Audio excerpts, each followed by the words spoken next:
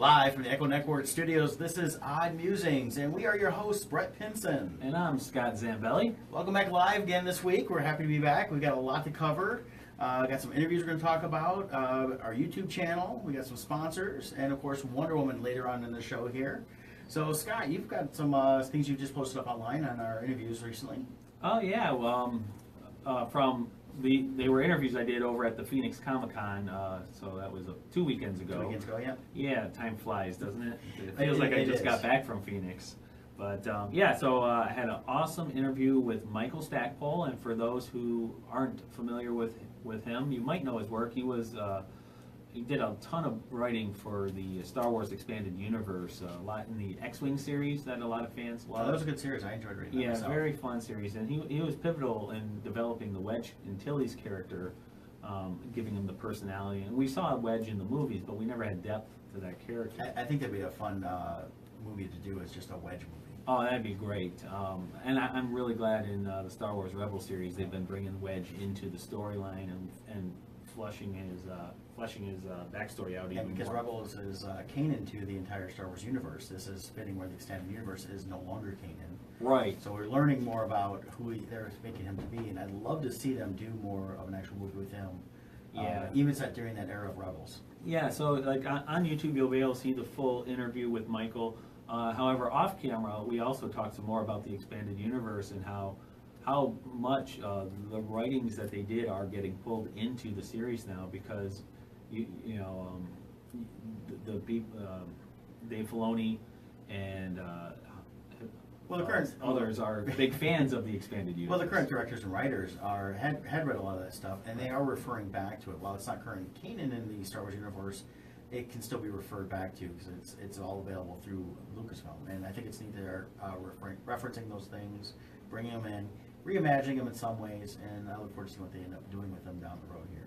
Right, definitely. And then the other interview I had over the weekend was with a great interview with Sebastian A. Jones of Stranger Comics, and they're an independent comics publisher, and they have this beautiful series that they did called The Untamed, and it's grown from there into this wider universe where Niobe is their current Kickstarter they're doing for one of the characters, but they have other characters too with their own series, and they've really grown quite a bit, and beautiful work. And so anyways, if you go online to that, you can see that full interview with Stranger Comics, see what they're about. I highly recommend it. And that's at our YouTube channel, and we're still looking forward to that 1,000 subscribers on there, because then we can eventually do some live YouTube stuff and other perks pop up for us. So go and subscribe to our YouTube channel. You'll see the videos pop up in your feeds of when we're adding new interviews. I still have to get the ones up from Cherry Capital Con. I was working on those, trying to get the sounds a little off, so when you do hear them, it's not going to be the sound I wanted. Unfortunately, I wasn't able to clean it up any better than I could. Those will be up in the next couple days here as well. And there's still a learning curve, and we're getting the proper equipment in place to make, because our video side of things were really taking off. So we're going to be upgrading our equipment and to get even better quality than what we're getting now. So. But I think hope you guys have been enjoying with our no budget, because literally it's no budget. It's a cell phone, and Scott just bought a microphone. I just picked up another microphone we'll be trying out this week, and hopefully those will get better as we go on. Definitely. With our travels coming up, we're hoping to get some more fun interviews and fun videos, not even interviews, when we're in Vegas and Denver for those shows. Yeah, between that and then I also have Heroes Con coming up in North Carolina. So between the two of us, we have a lot of, we're hoping to get a lot of interviews and content up on the website. So definitely subscribe. And of course, we are joined in studio today with, we have a live studio audience. Don't say hi, guys. It includes, we'll be talking to Al in a little bit from Chubby Duck. Yeah. And we got Ashley, who I'm now going to dub the Comic-Con Kid. Oh. Since she knows the Comic-Con mom, Connie. Ashley is my daughter, and she's here today. She's not going to be coming on the air. No. She didn't do her weekly shower, so. She's saying, He's so rude. I'm just kidding. I'm kidding. She's a good kid, and she's going to be your partner heading out to the Heroes Con. Yep, Ashley will be going to Charlotte with me for Heroes Con. It'll be a fun weekend. That's also happens to be Father's Day weekend, so that's extra special for me. Awesome. Yeah. So cool. So you get like a double thing. You get to Comic-Con, and you get to spend time with your dad. Those are like big bonus points on that. Well, I look forward to hearing what Ashley has to say about the show, and maybe she'll get to meet some really cool people there. And if she's up to it, maybe we'll get her to do a couple videos for us on the YouTube channel. Yeah, that'd be cool. So, it'll be fun. In that. So, but we've got, talk a little bit here of business. We've got T-24, who I was with in Tricon this past weekend. And those watching the Facebook Live, I am wearing one of their Ghostbusters shirts. And you can get these online at t-24.com. They have some of the best stuff. I ordered 3 shirts I picked up at the show last week. They do multiple sizes. I wear a bigger size than they normally carry at the show, so they were able to do some special sizes for me. So definitely check with them online. And they have a lot more online than what you see at the show. As an example, I had my Potter Weasley shirt on for Saturday at the show at Tricon, and got huge compliments on that. I think it's one of the best shirts they got out there right now. And if you're a big Harry Potter fan like I am, definitely pick up that shirt. Go online, t-24.com, use coupon code ODD. You can also check out over 140 graphic tees and hundreds of vinyls. Eventually, you'll be seeing some Odd Musing stuff up there, so keep watching for that. We have links on our oddmusings.com to them, so check them out. Again, T-24, it's on Facebook, Twitter, Instagram.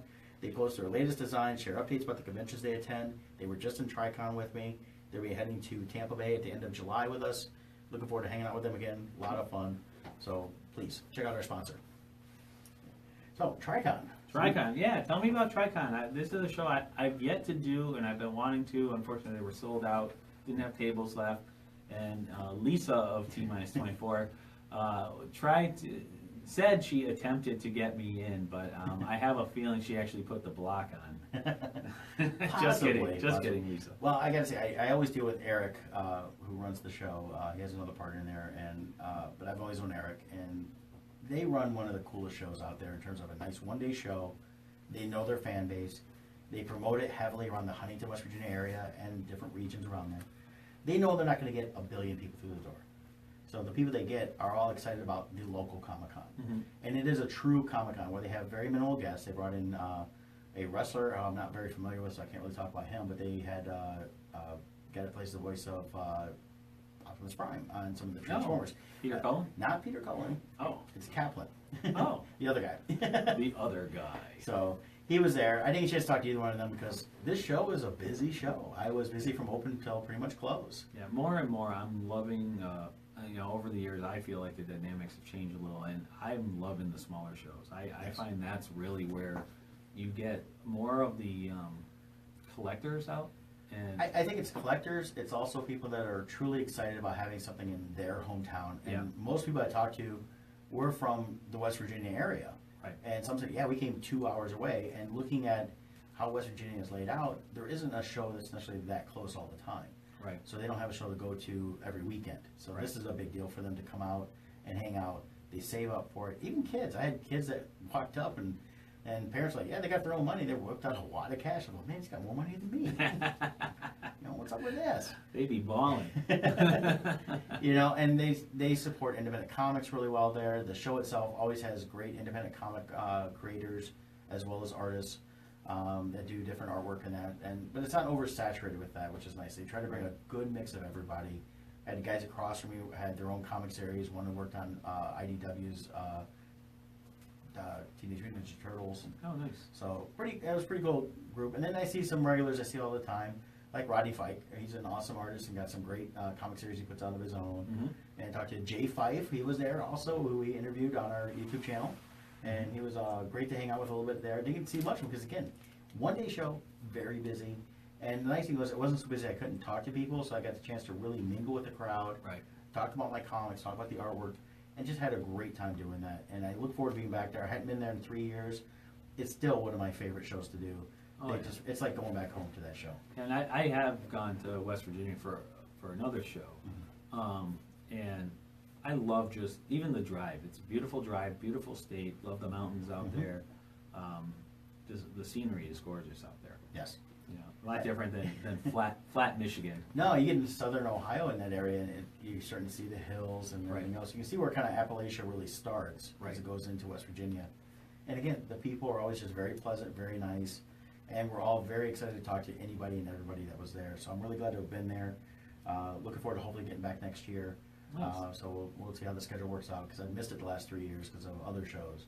Any particular funny events over the weekend while you were there, or on your road trips? Not really. I had Connie the Comic Con mom with me.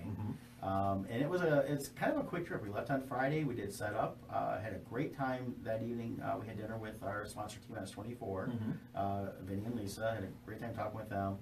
Got up early the next day. We were at the show, and it was, just back and forth talking with people, having fun, and just goofing about the artwork, goofing about the comics.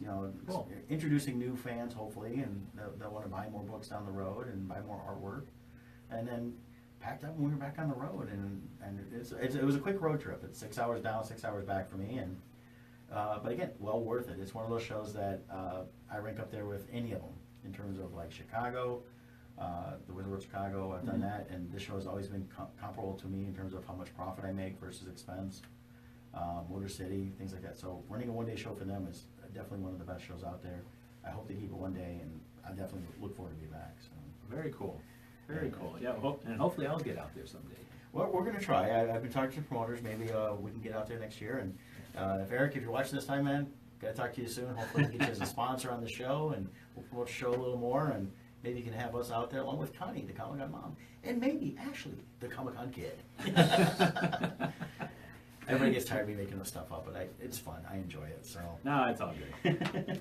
So, but you weren't at a show this past weekend. You were working on your comic. Yeah, there's my Kickstarter that I had that finished about 4 weeks ago or so now. I'm doing the final touches. The actual artwork is finished, but I'm on the colors now. I'm doing all the colors. I'm about a third. Now, you shared some colors online on the Odd Musings Facebook page. Yeah, I did. And they're looking really good. Thank I'm you. very happy with they look. I've seen your colors, of course, 'cause I've seen your artwork over the years. And I'm really liking the direction you're going with your color scheme on this. Thank you. Yeah, for me, like right now, I'm at the stage where, like, when you're doing art, you get to a point where you feel like you've ruined everything, and you're like, why did I do this? But then as you go forward, then everything starts. The last like 20% is where everything tightens up and comes back together. Yeah. So right now I'm in the phase where I'm saying, why did I do this? Everything looks like a mess right now. Now the page I posted, that was a finished page, Yes. just to give, because I wanted to give an update to my backers to let them know I am working on this. But the rest of the book, the pages 3 through 28, I'm kind of doing like a production line where it's like everybody who's like a certain color robe, I'm just going through and getting all those robes done. And I'm doing, so right now everything's a big mess, and I don't have all my final polishing done. So I'm kind of in the scared state right now, but it's a good place. Well, I to think be. it's how most of us do the pages. Even when I Yeah. color my comics, I don't do as much shading as you do. I'm more of a flat colorist. But it's still, I got this color going, okay, I'll go through every page, and I got my character a comic, Right. and he's blue, so for his outfit, so I go and hit the blues all through it. Right, and then It's that way just you're there. getting the exact shade all the way through. Right. You're not getting slight variations. So yeah, so that's where I'm at right now. I'm kind of like banging my head at home. Like, what am I doing? But this is awesome. This is an awesome learning curve also for me. I've always known it takes a lot to make a comic book, and now that I'm actually doing it, I'm doing all the steps. Thankfully, my friend Chris Galf is doing my cover work, which it should be done late this week, early next week. So I'm really excited to see how that turned out. We'll So- share that on the Odd Musings sites. Oh, as well. definitely. And so once that's done, and then with my colors wrapping up, it's soon going to be done. I'm looking for mid-June, so another week, maybe 2 weeks before it's done, and then it'll be off to the printing presses. Awesome. I'm a backer, so I'm looking forward to getting it. I should make you pay the shipping and ship it out to me, though. For you, anything. Yeah, you'll probably bring it here, though. Well, I'm hungry, and as people know me, hangry. That's like all the time. I'm not hangry, I'm just hungry. And that's because we got Al here from the Chubby Duck. He brought food again, and I love the last bit of food he brought, and I'm really excited. I'm mouth-watering right now, waiting for it. So, Al, what do you have for us today? Today, Move the mic so Yeah, you're we get to supposed go. to. There you go. There you go. yeah, originally I had ordered some different food, but because of quality control, the kitchen didn't feel that it would last as long. Okay. to bring it out here. Right. So That makes sense. They refused to make it for the show today. Okay. That's okay. So what they went with instead is we went back to the same stackers that we had before, but these Okay. are different flavors that we had last time. Okay. Now, just to clarify for those listening, when he's talking about the quality control, this is something they had to make. You know, they're down in Detroit. They made it, packaged it, then drove it up to here, and now it's been, you know, sitting for about a half hour because as we're doing the show and everything unfolding. So Yeah. that's what he's talking about, quality control. You get it there though, it's going to be nice and fresh and perfect. That's the thing, as good as it was here last time. Yeah. Getting it fresh right when they make it, I'm sure is just that Oh, much yeah. better. Oh, Right. wait. Right, so they were worried about the quality of Yeah, not a problem. you know, the snap of the seaweed when you bite into Yep, it. yep. Last Right. time you guys had some cones. Or Correct. you had a cone. I had a cone. Yeah. And you had a stacker. Yeah, and Right. then also they were worried about the quality of That's fine. the rice, you know. Yeah. So today we brought this, I believe is our spicy salmon. Okay. I think last time you had tuna. It wasn't salmon, I think it was No, tuna. I think it was salmon last time, actually, Oh, but that's okay. All right, well, this one is actually different than the last one, according, That's different. according to them. them. Okay. Originally, I was going to bring a beef and crab, Uh-huh. but unfortunately, like I said, you know, they didn't think that it was going to last. So this is actually our shrimp. Ooh, I like shrimp. Okay. And that should be cooked, so you like cooked more than Right. raw. So, All right, so those who are listening are going to get a big thrill as we eat this and go, that's good. But those watching on Facebook Live can actually take a look at the food. I'm going to show it up real quick on what I've got here. Again, beautiful presentation. I think that's part of any good place is presentation on that. you want to squeeze the side to the top. Squeeze this up. There we go. It's tricky. It was a child-proof cap. So those that are on Facebook Live can see this is what I'll be trying today, and it's the salmon. You see it's on a nice bed of rice. Looks like we got some avocado here. So let's give it a quick try here, and I'll finish it after the show, of course. Don't, there's some spicy mustard for you on that one. I think in the shrimp one, the mustard's already in the mix. Yeah, All and right. there's some soy sauce here. Right. So we'll see. Yeah. Now you guys, we shared something on the Facebook page. You're like one of the hottest restaurants in Detroit right now. Yeah, last month for May, we were ranked 8 out of 10, and then they just redid the June numbers, and they went to, I believe they went to 20. And we dropped to 11, but it's 11 out of 20, so percentually speaking, we're higher this week than we were last week, or last month. Well, with the way the food scene's going in Detroit, though, it's becoming very competitive, which is good because we're seeing a lot of good restaurants. And for 2 months in a row, you guys be in the top 20, I think that's a huge accomplishment. Yes, yes. I really appreciate all the hard work of our staff down there. I mean, they've done a great job making sure that the quality remains there. And like I said, even for, you know, things like today, I mean, the kitchen decided they just didn't want to put out food for the radio show that that wasn't going to meet their standard by the time it got here, because it probably would have been close to an hour Yeah. after they made it, you know, till you guys actually got to Because the they're more end. than just chefs, they're kind of like craftsmen in what they're doing. Oh, absolutely, absolutely. Our two chefs, you know, King and Brian are phenomenal. I mean, they come from some of the top sushi places in the local area, and they come up with creations all the time. Most recently, we've introduced, unfortunately, we weren't able to bring it today because of quality control, the beef and crab roll. Okay. Which is, we just introduced that last week, and it's become one of our top sellers. It sounds awesome. The week before that, we had a jalapeno shrimp, which has become a big seller in our store, in addition to one of our satellite locations at the YMCA across the street. Okay. And this week, we've introduced tempura shrimp. Okay. So you'd like that, tempura shrimp, so that'd be good. Well, the one I had was excellent. Oh, mine was fantastic. Yeah, And for it those- definitely is spicy. For those watching on the live feed, I just handed it off to my daughter because she's a huge shrimp fan, and she didn't have breakfast this morning, so I'm letting her have the rest of my my sample. But it was delicious, and she's gobbling it up right now, so it's almost gone already. So she's got a big smile on her face and gave it a thumbs up too. So Now, if Ashley likes something spicy, she's welcome to try this as well. That's up to her. So. I know It is she's quite enjoying. spicy. I know she's enjoying that shrimp though. It's almost gone. Well, she likes to eat. I mean, we've got a chance to hang out when we did Universal last year. She was down with us at a show at MegaCon, and I can definitely tell she likes to eat. And I brought her some of my pork and mac and cheese today, so I know she's gonna be gobbling that tonight. That's right. So regarding what I had there, the shrimp. So that was a bed of rice. Was that avocado in the middle? Yes. And then what was the shrimp? It was a mixture of shrimp and what? The spicy mustard sauce. Okay, that was the sauce itself. Right. Yeah. That is Very definitely something I would order. Well, I'm thinking that after we get back, we're gonna have a couple shows we're doing later this year, this month in Las Vegas and Denver. We've talked about.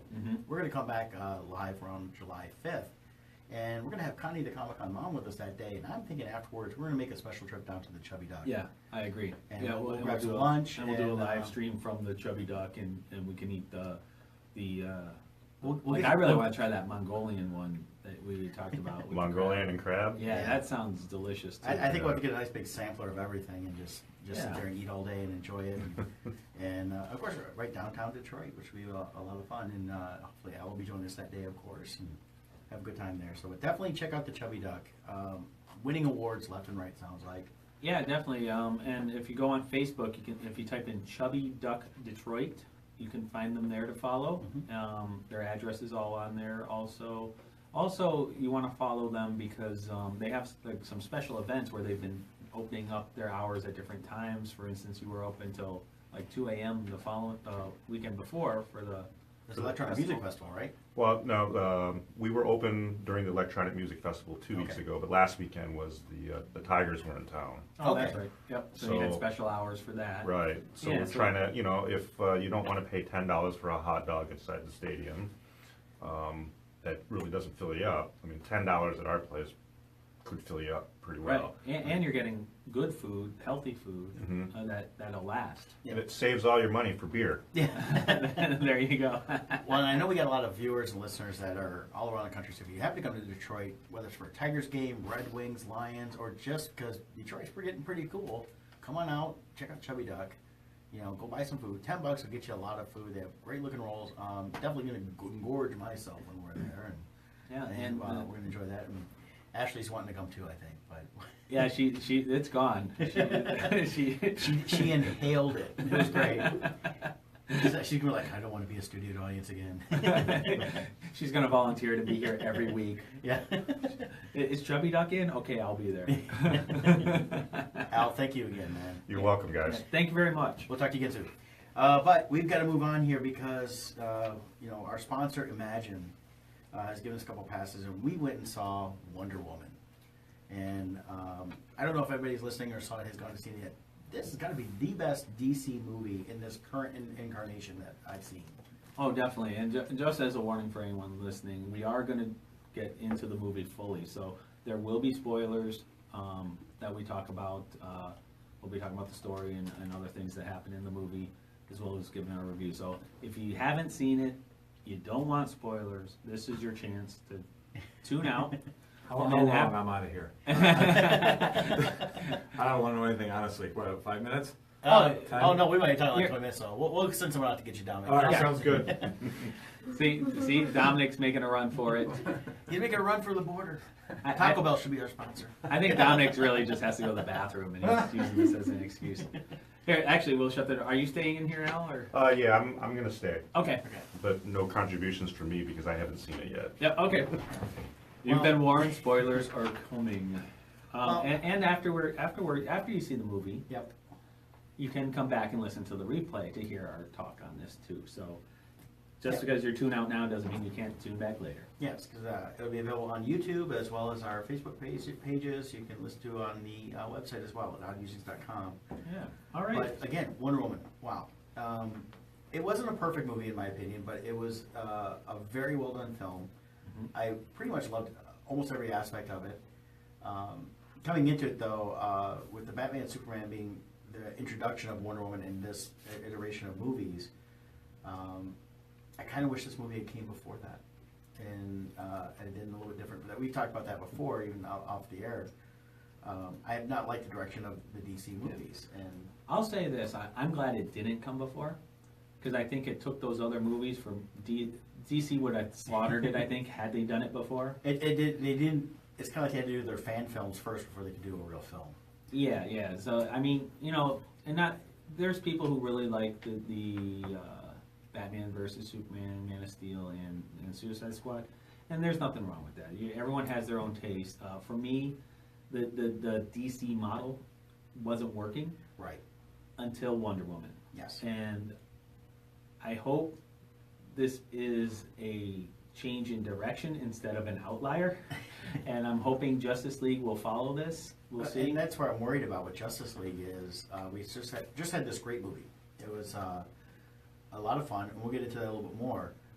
There really wasn't a lead up for Justice League, so there wasn't like at the end, here's this, and we look forward to that. It was its own standalone movie. It really was. There's a tie-in at the beginning and end where Bruce Wayne sent her a photo at the beginning, and it gets tied in as the movie goes on. So we know that comes from the fact that it was teased at in Batman vs. Superman. Yeah, the end of it, he has this photo Yeah. of Diana Prince / Wonder Woman in World War One, and which was very reminiscent of the Captain America photo with his with Bucky and all that. And that's what I worried about when I first saw that. I was Right. afraid they were going to try to recreate Captain America And as to be Wonder fair, Woman. to be fair, it is a very similar. Well, yeah, I mean, They're they both were in both the- created in World War II. They both Right. fought in World War II in the comics. Correct. So there's a lot of parallels there. And I thought it was neat they did go back to World War One, which is an underutilized storyline for a lot of movies. Yeah, I don't think that was a brilliant out of genius though. I think it was just because they didn't want to look too much like Captain America, so they were forced into it. Well, and we knew there'd be some similarities. And they're trying to say it was because it corresponded with the women's suffrage movement. I think it really came down to they didn't want to recreate Captain America. Right, and But- they didn't get into the suffrage movement at all. It was about her. She starts off. We first meet her as a child, Correct. and then we learn who she really is, and that she is the daughter of Zeus.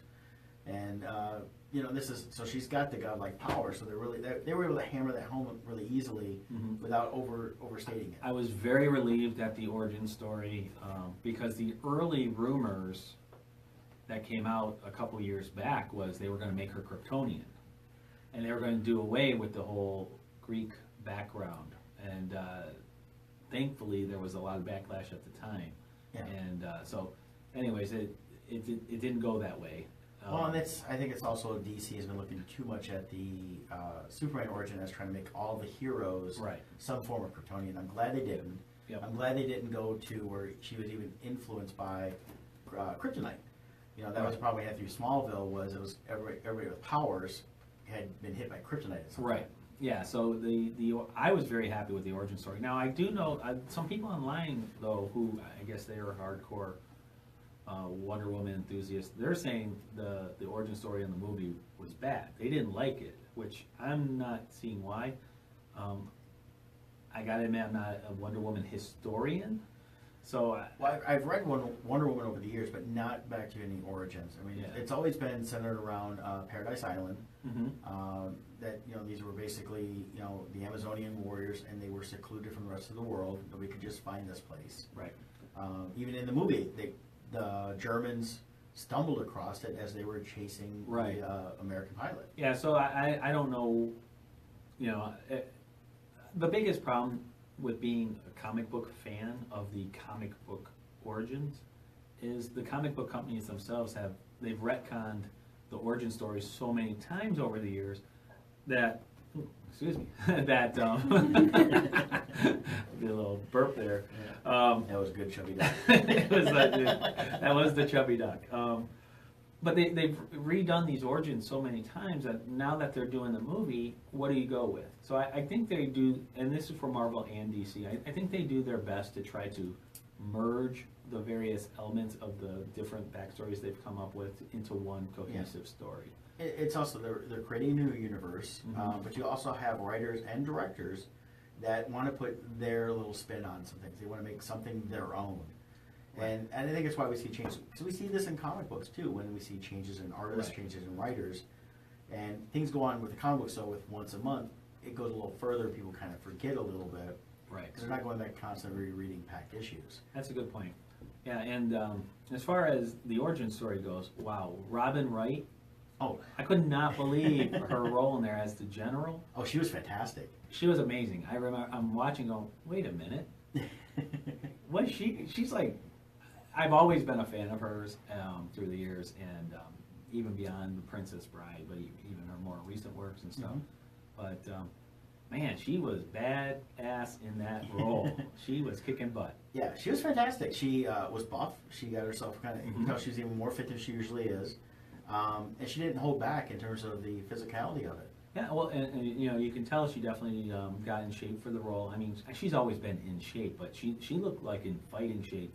And they, you know, even the other Amazonians on the island, they cast actual athletes and Olympians and various fighting type people who their background is this, and she held up against them. Well, and the beauty of a lot of those that were, the abs you see were actual real abs, they weren't CGI. Except for one part. People talk about for the reshoots. Yeah, well, Gal Gadot was 5 months She was pregnant. 5 months pregnant. So there was some digital manipulation there. They cut out the armor around the belly and put a green cloth there. Yeah. And so she did all the action roles, and I believe it was the scenes in the No Man Land.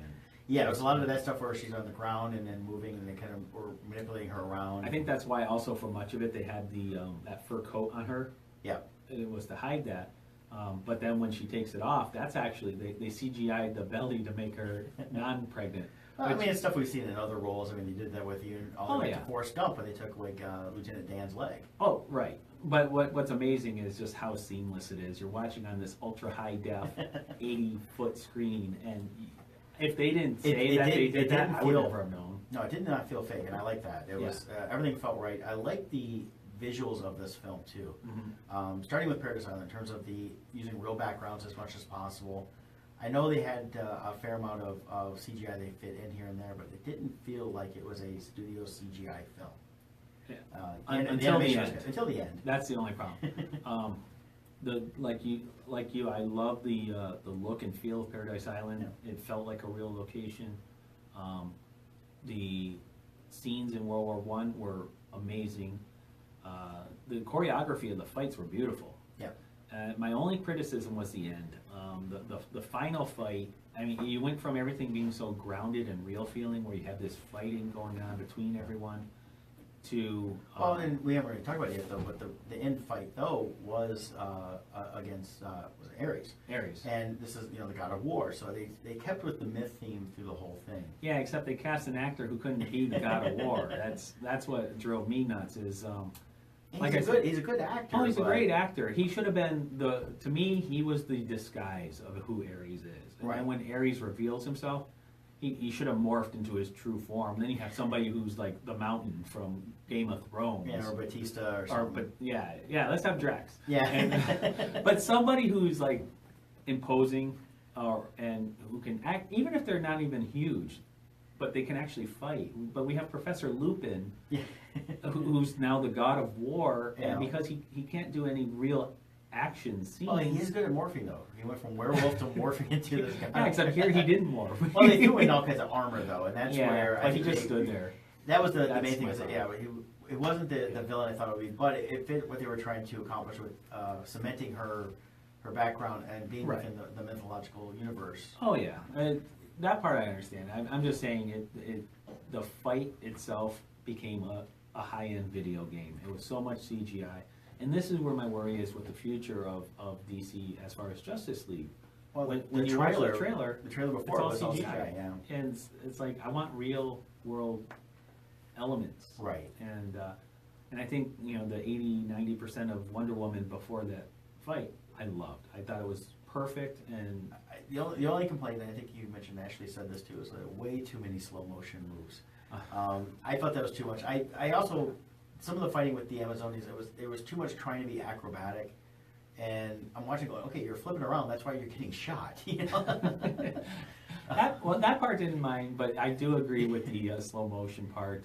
It was almost like it was a requirement of a slow motion move every 3 minutes. Yeah. And I'm exaggerating. It's really every 5, but something like that. It was a fair amount of slow motion, and it was fine. I mean, it worked out. I mean, it wasn't complete Guy Ritchie slow motion, but it was. It was up there. So. But I was very happy, and like me and Brett said, we love the film, so we're just we're giving a critique, but we're not, you know. I definitely want to see it again. Yeah, none of the minuses in my mind detracted from the good parts. Right. I mean, we're almost a week away from seeing. We saw it both on Thursday night, and being a week away, the more I've had to think about it, the more I found I truly like this movie a lot. Yeah. Where previous DC movies, Suicide Squad, Batman vs Superman, I left, and as the time went on, I became more and more critical of it in terms of just not fitting what I think they really want to do. Mm-hmm. Where this did, they needed to start doing movies like this where it builds up the origin of the universe. They should have done a separate, instead of Batman versus Superman, they should have had the separate Batman Superman movies leading into Wonder Woman, leading into a Flash movie, and if they needed to join them up a little bit, do like something else before they reach Justice. Well, and to compare it to Marvel, because there was a lot of similarities there because they had Civil War. But prior to Civil War, how many times did we see Stark and Rogers together? Yeah. They had time to build a relationship, so when the rift happens, you as a fan are torn, and it matters more. There's more weight to it because you know the history. Right, and that's where I had the problems with the Batman versus Superman. In fact, I was talking to a couple people before the show. I got to the theater a little early. One gal questioned, "Why are you here so early?" I said, "Well, I want to talk to people because I'm going to do an interview or a review afterwards, and I want to see what people are thinking now." Mm-hmm. I was, as a side thing, I was a little disappointed that our theaters didn't have more advertising. They had a poster up. Usually you got like standees. They had a standee for the new Shark movie that's coming out. Well, that's not the theaters though. That's the No, that's I the know. marketing. I think it's for marketing of Warner DC. Brothers. And in fact, a lot of people were like, "Yeah, we didn't realize it was coming out till last minute." I had the same encounter So- when I posted I was going to be seeing it and writing a review. I had a number of people shocked that it was even coming out. They thought it was another couple weeks. Yeah. Yeah, and And Al was one of them. Yeah. Yep. And like you said, when I got the theater I went to, zero standees, zero. There was only a poster. Yeah. And same with another theater that I went to, a different company.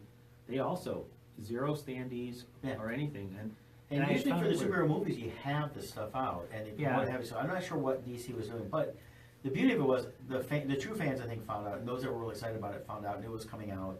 And Oh, it was yeah. number one over the weekend, did over 100 million US, it's over 250 worldwide, which I think is great numbers, and it's just going to continue to go from there. Because the reviews have all been pretty solid. But talking with one of the gals beforehand, she was wearing her Wonder Woman tiara. She had her bracelets on. She was kind of looking incognito, and I said, "Oh no, it's great because there's a lot of great costumers out there that love Wonder Woman." And some of her friends showed up. One was dressed head to toe Wonder Woman. She had the outfit on and everything, which was great. I talked to her about a friend of mine that's also part of the 501st, Brooke Merva. I don't know if you saw Brooke at the Motor City show. Mhm. She built her own Gal Gadot style Wonder Woman outfit. It was fantastic. Oh, yeah. She did such a Turned great out job great. of that. And I was telling her about that, and I showed her pictures, and I'm glad to see the gals dressing up coming to the movies and enjoying this, because we've had guys doing this for years, dressing up as superheroes coming to the movies and that. But the thing we talked about with this movie wasn't just for gals. This was for everybody, and it really plays to everybody. Yeah, my biggest concern coming into this movie was, were they gonna go with the typical Hollywood formula of, to make the woman strong, we gotta make men look dumb. Right. And they didn't do that. This was, which is funny because like some of the pro-feminist groups were really hyping this movie up and looking forward to this. And I read some reviews from them where they were actually disappointed because there wasn't enough man bashing. So, which cracks me up. But anyways, that's a whole nother topic. But, Yeah. but for me, they created a true hero with Wonder Woman. Yes. She is somebody men and women can look up to. She's somebody who saw something wrong and did something right about it. But also, this movie, it's not so one-sided as you would think. She's on, everyone talks about the Amazons and all this island of women warriors. But it was Chris Pine's father, his influence that got her to do what's right. Right. She has the empathy and other qualities that came from the women who raised her. But it took Chris Pine's father's life lessons, to get her to do what was right and follow duty and And honor. the thing we saw with the Diana Prince Wonder Woman character, we saw a lot of growth. We saw her saying, "Well, okay, I'm the chosen one. I need to go out and stop this war. War is bad." And we got Right. into, and she thought that killing Ares is going to end all war and it's going to make everything perfect again, and for the entire world, not just for her little island. And she went out and realized that there's more to it than just the God of War. Yes, he was an influence during this particular version of World War One, but it was also man themselves and how they changed. And she realized that everything's different in terms of what she grew up with, and she learned that she can't just go and take care of everything and be Wonder Woman and it's going to be fixed in a heartbeat. And also the reasoning behind certain things is like with Chris Pine, there's points to look, yeah, I can't save that person today here, but I can go over here and do this, and I can save more down the road. And that was a big lesson she had to learn, is that sometimes you got to do stuff for the greater good, which is not always the best answer, but sometimes it is the best thing you have to do. And then you got the overriding message too with Chris Pine is, his character, while he's not perfect by any means, he has a lot of flaws. He does what's right in the end, even at the cost of his own life to save everybody else. Well, the character, Steve Rogers that he's playing is a very moral character. He's got Not Steve Rogers. Steve Rogers. See, I actually Steve Trevor. Yeah, I would it's say bad Steve enough Rogers. they're all Chris's. I Now know. they're all Steves too. It's all Chris's playing Steves. Yeah. But so we got Steve Trevor, and this is a character that he's part of the British intelligence, but he's an American. That part I didn't understand. Well, there was Why wouldn't he be British? Well, during World War One, though, there was Americans that went over to help support the war because America was staying out of the war. Okay, so this was prior to America's involvement. Correct. This was prior, and this was, and the way it ended, though, it was like kind of towards the end of the war. So America would have been there, but he had already been involved with British intelligence. Got it. So, and even with World War II, there was a lot of flyers that went over and flew for the RAF during World War II before America entered the war. Right. So, if people remember the Michael Bay movie, Pearl Harbor, whether you like it or not, that's not in discussion right now. It's the fact that it showed in history there was pilots that went over because they wanted to fly, they wanted to support that, and they were allowed. They were loaned out by the U.S. Army. All right, that's cool to know. I didn't know that part, that America wasn't in the war yet at that point in the movie. Right. So that's why I was like, why is an American working for British? Yeah. But with that said, too, so you got the Steve Trevor character, who was great.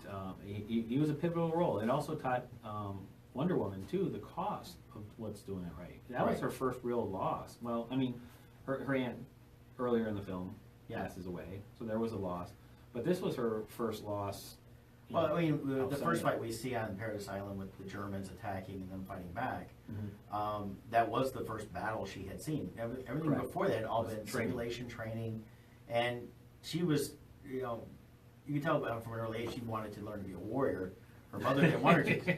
Her mother was hiding her from Ares. She was a rather combative little kid. And so she was training herself, and eventually, we got to train her because she's going to mess up and hurt herself. Exactly. And then she did have powers that developed and showed themselves as she went on through the training. Right. And she kind of did complete her training as everything happened.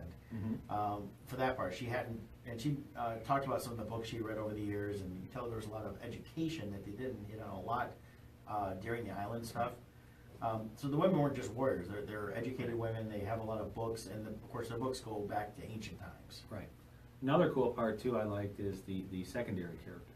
Yes. The team of men who was with Wonder Woman, they all had their own flaws, and they were all screwed up in their own ways. Like the sniper, I'm forgetting his name off the top of my head, but he had issues where he couldn't. He was supposed to be their sniper, and it turns out he can't shoot because he's got too much post-traumatic stress going on and other things. And I thought this is a very cool moment because there's a moment where he's going to leave the group because he's like, I'm useless to you. And Wonder Woman steps in and says, no, who's going to sing? But the thing is, her role as a hero went beyond just fighting. She recognized. Well, she was an inspiration. She inspired these guys to join her and keep with her. She knew she needed them.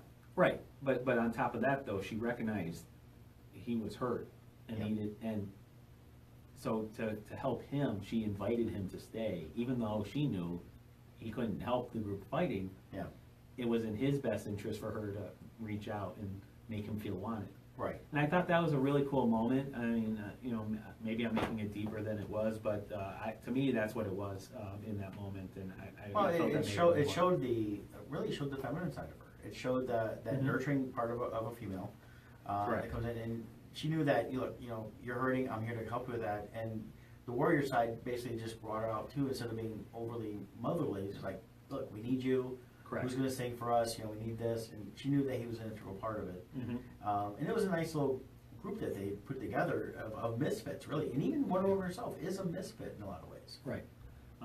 And then there was the Dr. Poison character. Yes. I was disappointed in that character, only because I felt like should have been more to that character. Right. And the story, I felt like they only told half of her story. I would like to see more of her origin story. Right. You could tell that she'd had some lab accidents, stuff like that, but they didn't get into her depth, and she really was played to be the villain. Yeah. Realistically, she wasn't. She was the puppet. Correct. And with her face thing, it almost makes sense that she was the puppet, but at the same time, she should have been the villain. Now, correct me if I'm wrong. Now, at the end, though, she survives, right? She is not killed off. My understanding is she survived. Right. So maybe they'll grow her. I'm hoping she'll be back in Wonder Woman 2 or whatever. Well, because we've got 80 years between Wonder Woman and Batman, Superman for them to fill of stories. Right. And because she doesn't age, you know, she'll Correct. be in an era. Correct. So I'm hoping Dr. Poison comes back, because I just felt like that character, the potential was not taken. It wasn't realized, and Yeah. you know, the bad guy being, you know, the German general, and then really not even being the bad guy. There was a lot of red herrings there. Yeah. I gotta say, that particular character I didn't care for. No. Loringer? What was his name? No, that's our Star Rector. Oh. No, but the city. But, yeah. She kept saying someone is Ares, and it was Right. his name. Well, they thought it was him, and because he was kind of leading this, and he got some kind of gas that Dr. Poison would give, and it would give him strength, and his face would kind of light up and that. But I hate when I get gas. yeah. But it was I don't know. It was. This is one of the things I didn't like about the movie too, was the way the realization of the villains. I felt it didn't grow well. Where, not to make a true comparison with the Captain America, we knew the villain was the Red Skull through the whole thing. Yeah. And this hiding, you know, the villain, stuff like that. If they had made this general end up being Ares, and he'd come out at the end there instead of her killing him, I mean, Wonder Woman kills him, and she feels like, you know, she's ended everything, but realizes he's not Ares. Mm-hmm. And of course, she has to question herself, like, okay, I killed this guy. Why did I kill him if he's not truly the bad guy? Right. I mean, she kind of had to. I mean, he was going to take her out anyways. Yeah. You know, and then Ares shows up, and he just pops in there, and we learn it's Lupin from Harry Potter. And, Yeah. I did like that part. I will say I liked it, because my thinking was, if it turned out to be the general, I was like, oh god, this is so predictable. Yeah. My thinking was it was going to turn out Dr. Poison was Ares. That's what I thought. I kind of thought that way too. But it being Lupin, it made sense. Lupin, whatever the character's name is, it made sense the way it unfolded, and I like that. My only problem was he was still Lupin when he fought the big fight. Well, and that's the thing. And what he did, though, through the movie in terms of, he was constantly the one talking about peace. And he was overly pushing the peace accord they were trying to come to. And I think that makes sense, because he knew that the more he pushed for it, the more they would fight. Yeah, to me, they really, you know, this is my background coming in now, but to me, Ares was more Lucifer. Yes. Is really what his role was. And he pretty much played that role just right. Right. Yeah, Which would make sense, the God of War. I don't know. To me, I have a different impression of the God of War. So, but I'm also not a Greek scholar, so I can't. And haven't read Greek in a long time in terms of the myths. I think he definitely is portrayed differently, but he was always in contrast to Zeus. Right. And that's kind of even what this is. And he kind of fell from Mount Olympus, very similar to Lucifer falling from heaven. So I think the contracts are perfect. I think it's meant to be that way, especially in the context of this movie, Wonder Woman. Mm-hmm. And he is, you know, now he's been vanquished, you know, big spoiler, he's gone. So we're not going to have that. We're not going to influence. But again, is he? But supposedly all the Greek gods are gone. So correct. How is that going to impact anything with the future? Is it even going to be a factor at all when we see the Justice League movie? You know, and going forward, hopefully with another Wonder Woman movie. I'd like to see another one that takes place separate from the Justice League, maybe towards World War II. It didn't even be World War II. Just in the future from where she's the next at. movie, Gal Gadot and oh god, I'm blanking on her name. The director, Jenkins.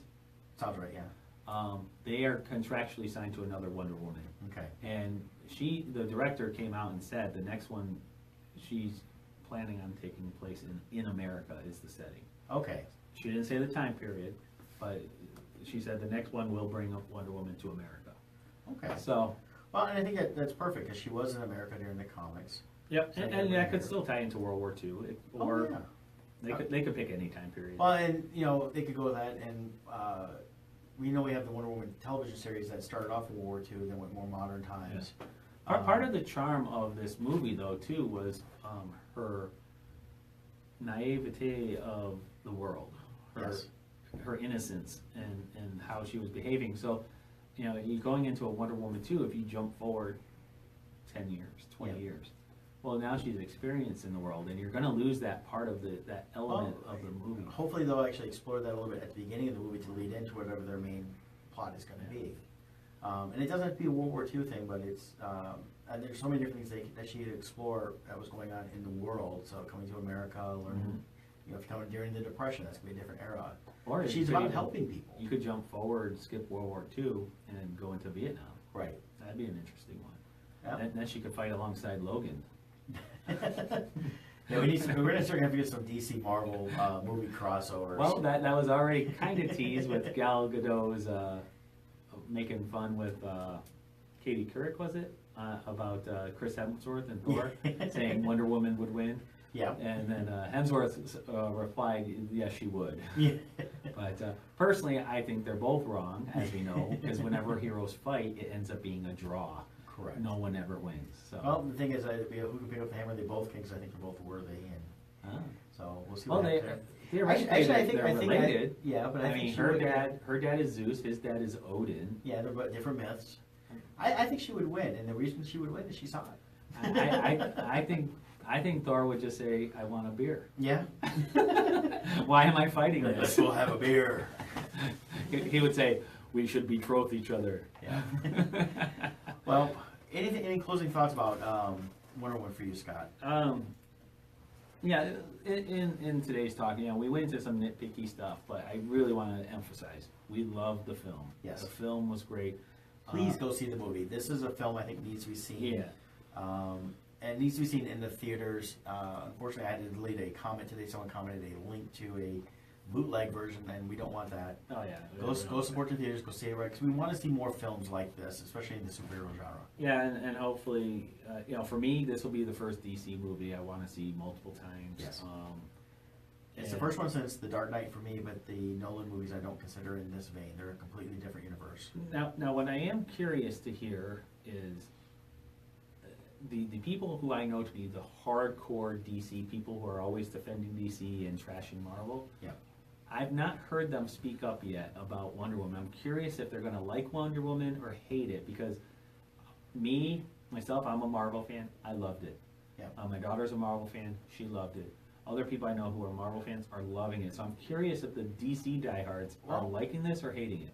For any of our listeners that are the DC comic book diehards and even the DC movie diehards, send some comments to us. We're going to be posting the Facebook Live will be up right now. So There you is can no comment wrong anytime. answer. Yep. You can also send us an email through onmusings.com and just say, here's my thought on it. And we'll comment more on that online, but I definitely want to hear their thought on that. Yeah, I'm just curious what their feedback is in general. So yeah, and now I had accidentally brought up Loringer earlier as the evil general, but they're one of our sponsors. Yep, they're actually they're my chiropractor, and they are a sponsor of the show. And of course, you know, just a quick ad read for them, because they are Loringer Family Chiropractic Center PC, and they take great pride in providing the finest chiropractic care to each and every patient. They offer on-site digital x-rays, massage therapy, orthotics by foot levelers, Young Living essential oils, aromatherapy, and a full line of vitamins. And it's all done in a family-oriented environment. You can give them a call at 734-697-4244 or visit LoringerFamilyChiropractic.com, and we have a link at oddmusings.com for you. Now, I know a lot of people aren't in the Belleville, Michigan or Dexter, Michigan area where they're located at, listening or watching.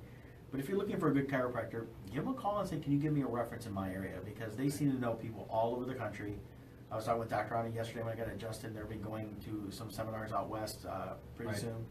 So definitely you can give them a call at 734-697-4244 or hit them up on the website for a recommendation on where to go.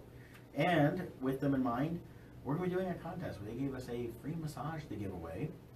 So what we're gonna do is, we're gonna post a question on our YouTube channel, and you have to subscribe to our YouTube channel to be able to see the question. The question, how many weeks are we gonna do this for you? We were talking about this earlier. I think- We'll come up with a final deadline, but I believe it's 4 weeks. Yeah, we're looking to give it away after the shows, but the question will be the same, and this gives Right. people a few weeks to go back and re-listen. So if you're new to the podcast and new to the YouTube videos, go and subscribe.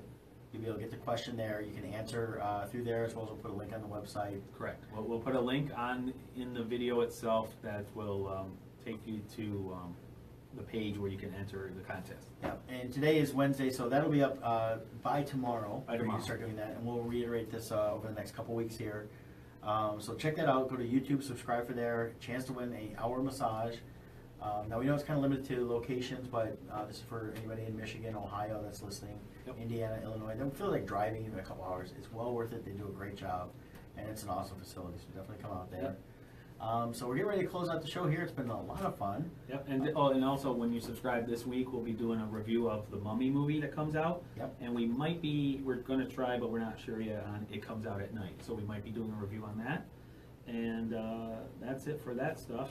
And then next week, Next week, we're going to be talking about, basically talking about us a little bit. We're talking about our viewpoints of Artist Alley and Comic-Cons. yep. Uh, And what it is to be in the life of a Comic-Con artist / comic book writer, and what's involved in doing all these shows that we do. Yep, because we got a lot of shows coming up, and we'll still talk about that. So until next time, join us live 10 a.m. on musings.com or on facebook.com. Dominic, you awake with us there? Yep, I'm here. You guys ready? We are ready. All right, roll that out. So you. so thanks, guys. We'll see you next time. Bye. Okay. Bye.